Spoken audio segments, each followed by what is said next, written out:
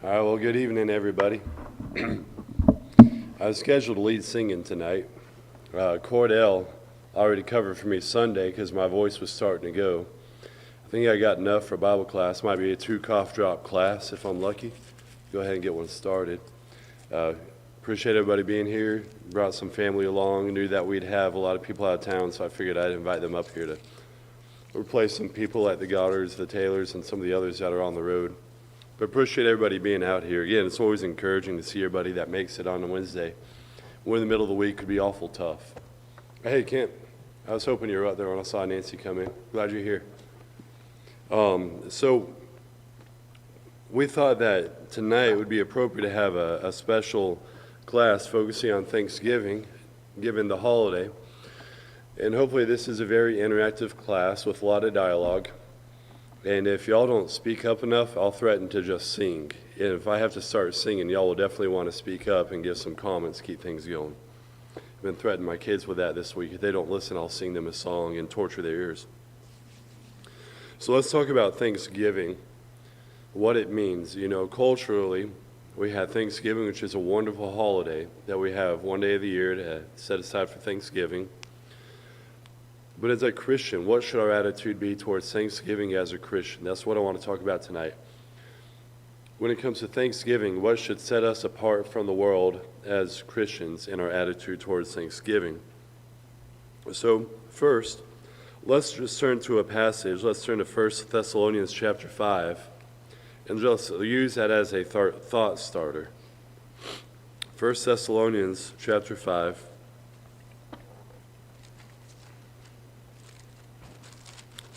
Beginning in verse 16, Paul writes, "Rejoice always, pray without ceasing, give thanks in all circumstances, for this is the will of God in Christ Jesus for you." So we read that the will of Christ is to do many things, but 3 of them are mentioned here. Rejoice always, pray without ceasing, and give thanks in all circumstances. So if we think about giving thanks or thanksgiving, an attitude of thanksgiving, what should that look like in our everyday Christian life? How should we show thanksgiving every day as a Christian, which is different from the world's definition of thanksgiving? Let's discuss. Paul?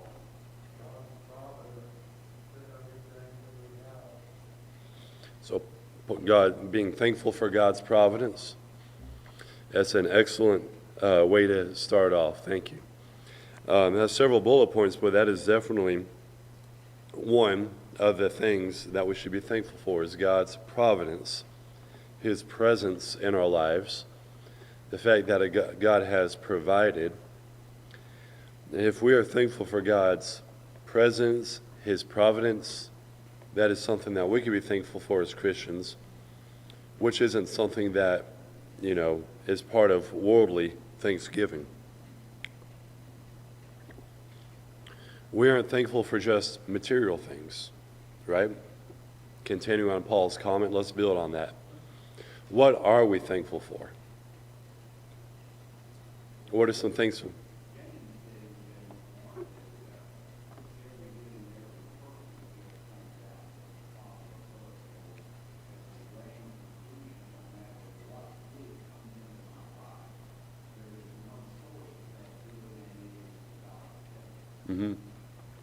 Yeah, to repeat that in case anybody didn't hear Brother Doug referring to James 1, every good and perfect gift comes from above. So as Christians, we could definitely be thankful for our material goods. There's nothing wrong with that. That's not materialistic to be thankful for your material things. But I think we got to recognize too that while we should all work hard to earn what we have, we do need to recognize that everything we have is not only because of our work, it's because God is ultimately the provider. You ever hear anybody say that everything in the world is solar powered, if you go back far enough? So plants that grow, they're solar powered. We have electric solar panels. If you think about petroleum products and gas, well, evidently, if you go back long enough, that was all, to our understanding, solar powered, because that was made from ancient biomass, which is converted to petroleum or oil-based material. So if you think about everything in the world is solar powered, if you go back far enough, everything in the world is God sourced, if you go back far enough. You have your skills to work your job because God has given you skills, the capacity, the physical, mental, emotional capacity. God has given us creation. God has given us all the different biological processes, all the physics to make the whole world work. So everything does come from God. The passage that Doug alluded to in James chapter 1 is something that we could definitely probably come up with thousands of examples about how did everything go from what we have, how did it come from God, how did it originate from God in a course of events. The food we have, the air we breathe, everything that we have is from the Creator, and that is something to be thankful for. And not only can we be thankful for those things, we can also be thankful with that unique perspective. We are thankful for things not just because we have worked hard, but because God has given us the ability to work hard, and God has given us the mechanisms of creation which could allow things to come to fruition. So that attitude of thankfulness is the source. I believe one of the things that sets us apart from the world when it comes to Thanksgiving is we recognize the source of blessings. So good. So we could be thankful, set apart as Christians in our attitude of thankfulness by being thankful for God's providence, being thankful for God as a source of everything that we have. How about the conditions? I'm sorry, Allison?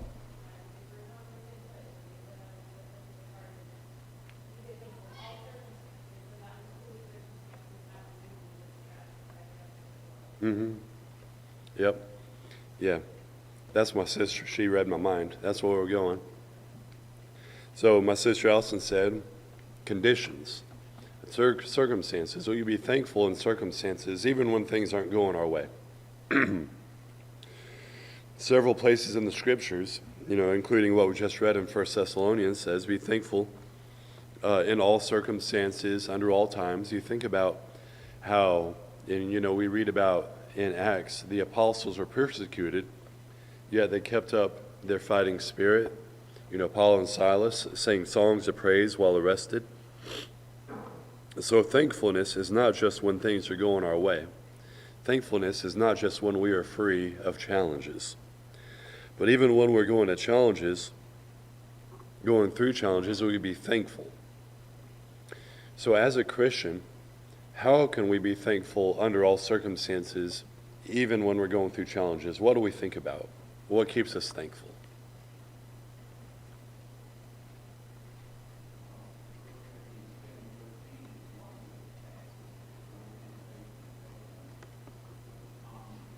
Mm-hmm.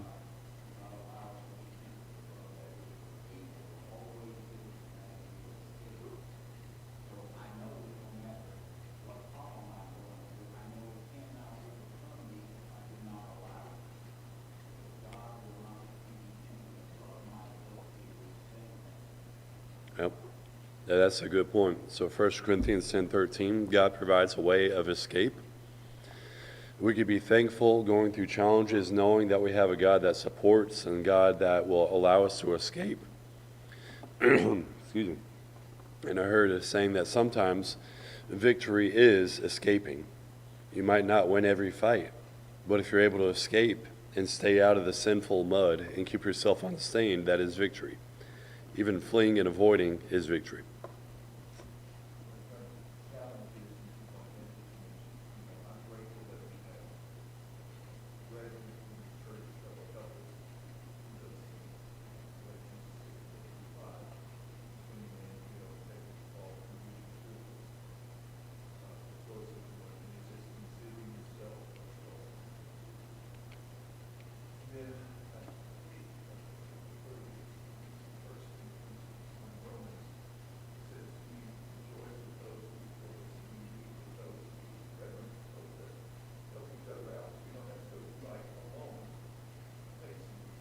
Mm-hmm.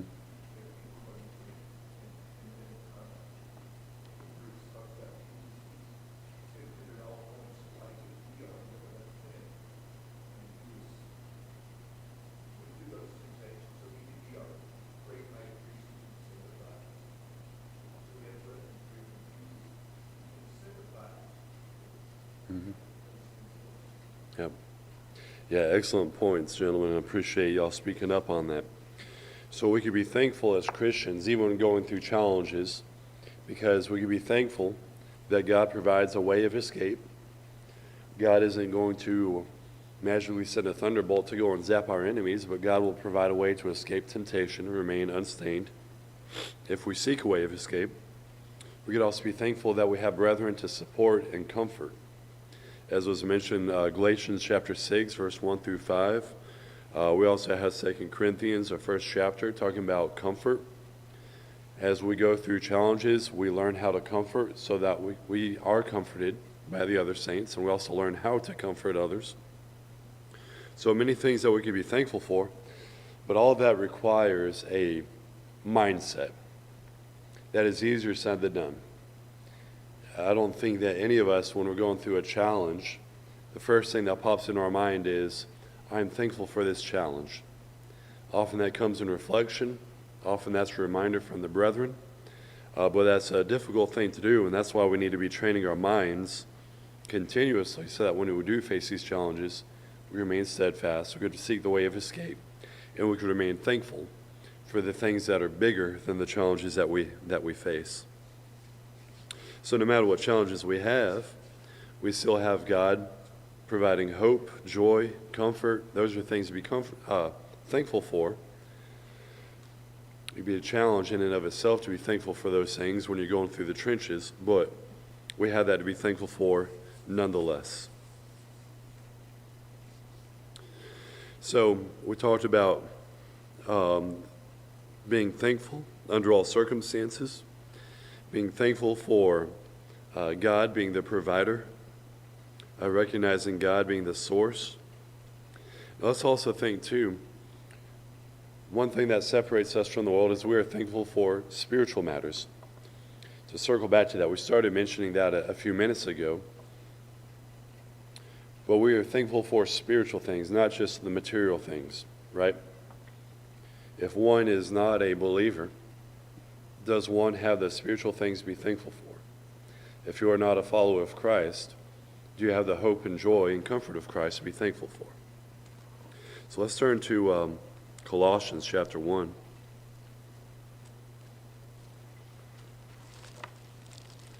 Colossians chapter 1, beginning in verse 11.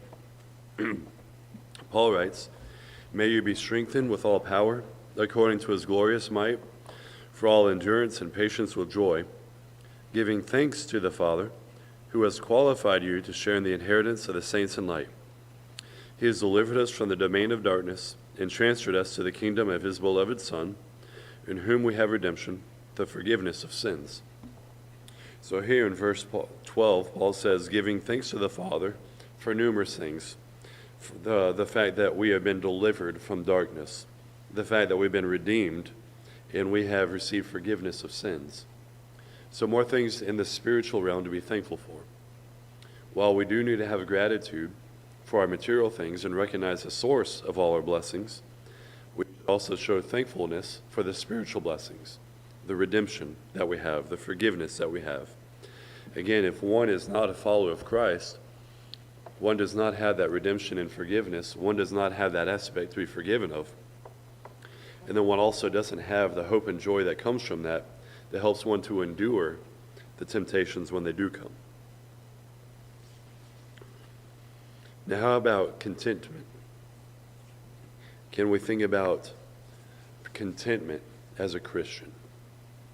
One of the first things to being thankful is you have to be content with what you have, right?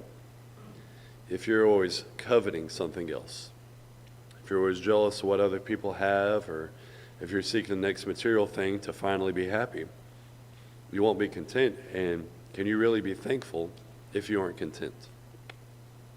Now, it's one thing, contentment doesn't mean that we're idle. Contentment doesn't mean that we lower our standards. You could keep striving. You could keep working hard. You could keep trying to work for advancement or a better education, better job.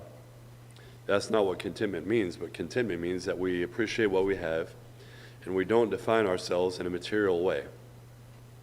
Our worth is defined by the value that God has given us when he created us.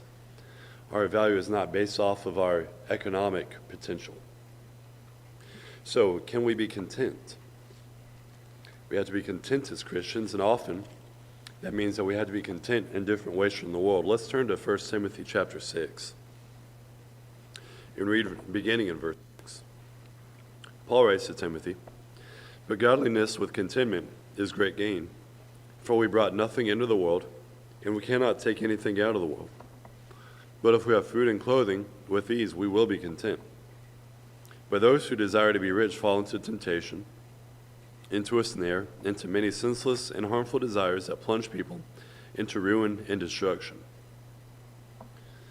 So we see this goal to shoot for, godliness with contentment. In verse 8, if we have food and clothing, with those we will be content. And now that doesn't mean if you only have one shirt, you shouldn't work hard to get more shirts. It doesn't mean that you shouldn't work hard to get food security and provide. But it means that you recognize what God has provided and you're content knowing you have what you need spiritually. And you don't define your worth based off of your material possessions.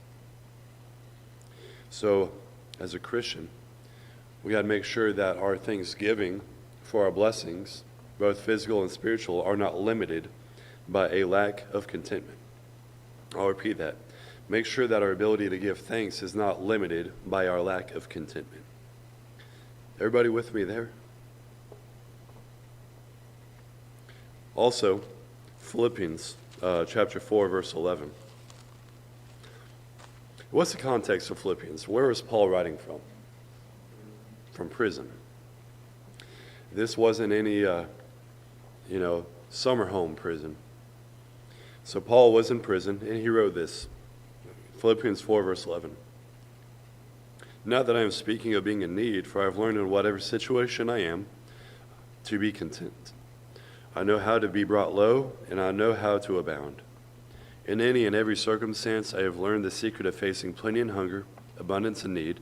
I can do all things through him who strengthens me." So, my dad mentioned Hebrews chapter 5 earlier, talking about Christ was a suffering example who could empathize with the sufferings we go through. Similarly, Paul sets an example. In Philippians 3, he lists many of the things that he gave up, coming from a privileged, educated, rich background, and now he's sitting in prison writing to be content. You think in his previous life before Christ, he wasn't content because he was ambitious, trying to rise in the ranks of the Pharisees. But now, as a prisoner for Christ, he found greater contentment with less material goods.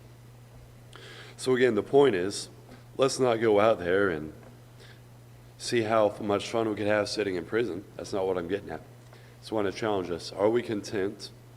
Do we let our lack of contentment interfere with us being thankful for what we have? If we aren't thankful for what we have, can we truly exhibit the joy and hope and comfort that God provides?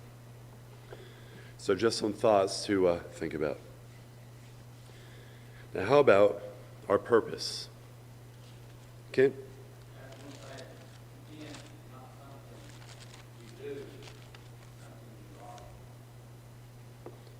So,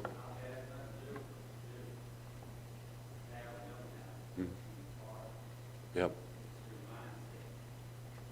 So Kent says contentment is your mindset, what you do, not what you are. So thinking, your attitude, appreciation, it starts in your head, starts in your heart, doesn't it?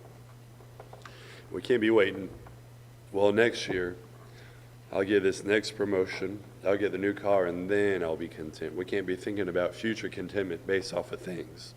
We need to think about our current contentment based off of our attitude and our appreciation of God's blessings. I think another thing I wrote down in my notes, something that could separate us from the world as far as Thanksgiving, is knowing that we have a purpose. We be thankful that we have a purpose in the blessings that we've been given. If you turn back to 1 Timothy chapter 6, let's go to the end of the chapter. Commands for the rich. We have commands to be content, but people that do have more than they need, that are able to share, let's read the command beginning in verse 17. 1 Timothy 6, verse 17. "As for the rich in this present age, Charge them not to be haughty, nor to set their hopes on the uncertainty of riches, but on God, who richly provides us with everything to enjoy. They are to do good, to be rich in good works, to be generous and ready to share. So if we do have blessings in abundance, we should be thankful that we have the ability to share in that kind of generosity. Now, there is a lot of people, a lot of generous non-Christians in the world that share their means, and that's good and noble and respectable of them. The difference is Christians who have more than they need sharing with Christians who have less than they need. There's a spiritual purpose behind that too. It's not all about just giving somebody more physical goods so that they're in a little bit more comfort. It's about showing the love of Christ through that generosity as well. So as we are thankful for what we have, let's remember that we have a purpose. We have the potential to serve through the love of Christ, sharing the blessings that we have. Any further thoughts or comments?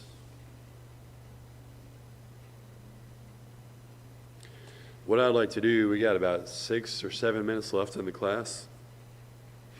Let's turn to Psalms, and let's read a couple Psalms of thanksgiving and think about what the writer is thankful for. So let's turn to Psalm 95. Now, Psalm 95, all Psalms really, of course, you could take any historical mentions in the Psalm and turn that into a historical allegory, which really relates to any time period. There's specific mentions of specific history, which we'll get to in a minute, but that could relate to all periods of time throughout human history. So let's read Psalm 95 together with a little bit of commentary along the way. This is a psalm of praise and thanksgiving. Let's think about why the psalmist is giving praise. Let's think about why there's thanksgiving. So verse 1, "O come, let us sing to the Lord. Let us make a joyful noise to the rock of our salvation. Let us come into his presence with thanksgiving, and let us make a joyful noise to him with songs of praise." So in the first 2 verses, there is 4 calls to praise. Let us sing to the Lord. Let's make a joyful noise to the rock of our salvation. Let's come to his presence with thanksgiving. Let's make a joyful noise to him. The 4th line repeating the 2nd line in the first verse. So we start off with 4 calls for praise, including a call for thanksgiving. Now let's read why we are giving praise and offering thanksgiving. Verse 3, "For the Lord is a great God, a great King above all gods. In his hand are the depths of the earth. The heights of the mountains are his also. The sea is his, for he made it, and his hands formed the dry land." And going back to what we talked about, Paul mentioned the providence of God. There's discussion about the creation of God. Doug mentioned James 1, all blessings coming from God. Let's look at the contrast in verse 3 and 4 and 5. "From the depths of the earth to the heights of the mountain is God's creation." In verse 5, "From the sea to the dry land are all creations of his hand." So from sea to dry land, from the bottom to the top, it's all God's, recognizing God's providence and the source of all blessings. Verse 6, "O come, let us worship and bow down. Let us kneel before the Lord our Maker." Verse 7, "For he is our God, and we are the people of his pasture, and the sheep of his hand." So let's think about some of the meaning behind that. We've talked recently about some of the imagery in Psalms. When you are the people of his pasture, what does pasture connotate in the Psalms? Pastures tend to be a place of peace, of comfort. Think about a pastoral setting out in nature. The pasture is where the shepherd takes the sheep for their nourishment, and it's a safe place for them to watch over. So we can be thankful that God keeps us in his pasture. He provides us the nourishment and the comfort, and he watches over us. Next, the sheep of his hand in verse 7. So again, the sheep when that is mentioned throughout the scriptures, that has a connotation of you are surrounded by other sheep that you could be in comfort with, other Christians. You are being watched over by the shepherd.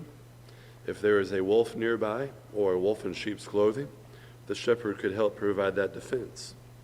So things to be thankful for in Psalm 95 is we are all creatures in God's creation. We are in a place of comfort. And even when we face challenges, as mentioned earlier, we have a way of escape. And even when things aren't going our way, we have hope and comfort and joy to be thankful for. Now in verse 8, let's read a warning and think about ingratitude. Today, if you hear his voice, do not harden your hearts, as at Meribah, as on the day at Massah in the wilderness, when your fathers put me to the test and put me to the proof, though they had seen my work. So, at this passage, beginning at the end of verse 7, beginning of verse 8, the narrative shifts from being the voice of the people to being the voice of God. We have a warning, saying, do not be like the people with hard hearts at Meribah and Massah. Now, anybody recall what is Meribah and Manasseh off the top of your mind?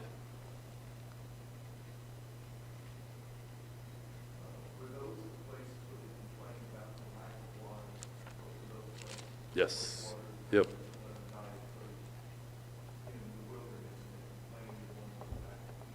Yep.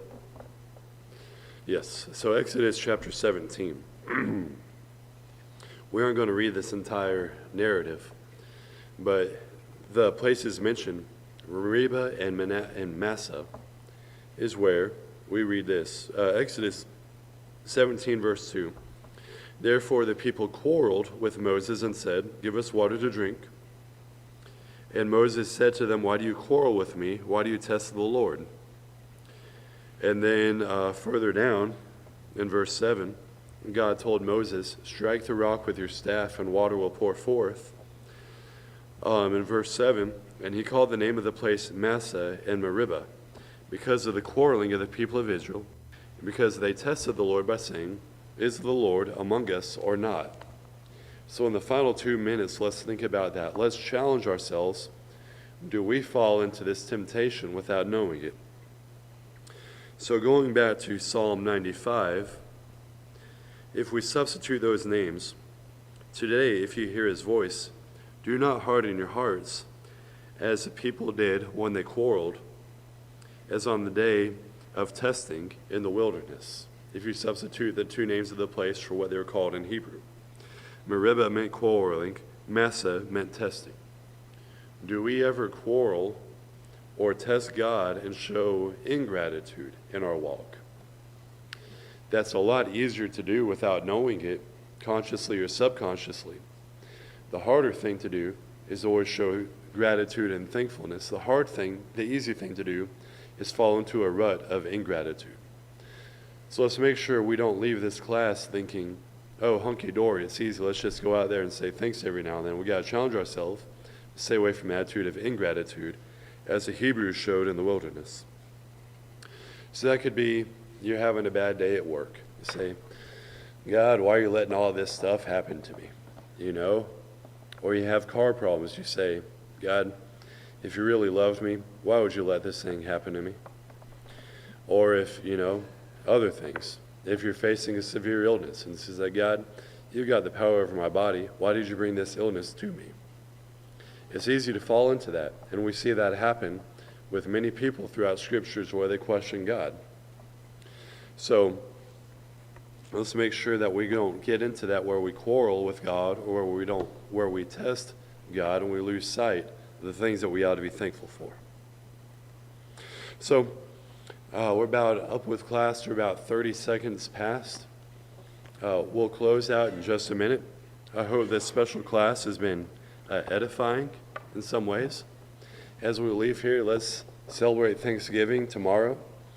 Let's be thankful for what we have. Let's remember every day should be filled with thanksgiving once we remember the physical providence that God gives us, the blessings that we have, and the spiritual blessings that we have, and have a unique aspect to our thanksgiving, knowing that we are sheep in God's pasture, and children of God.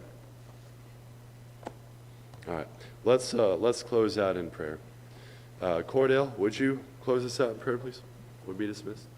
Father, we're thankful for this time that we've had to come together to discuss your word and think about things that we should be thankful for and realize that everything that we have comes from your hand. Father, we're thankful for all the spiritual blessings as well as the physical blessings, the houses we live in, the cars we drive, and Father, where would we be without these things? And Father, again, we understand that it comes from your hand, and we want to be thankful for that. Go with us now and help us to have a safe trip home and forgive us of our sins. For all this we ask in Christ's name. Amen. Amen. All right, thank you, everybody.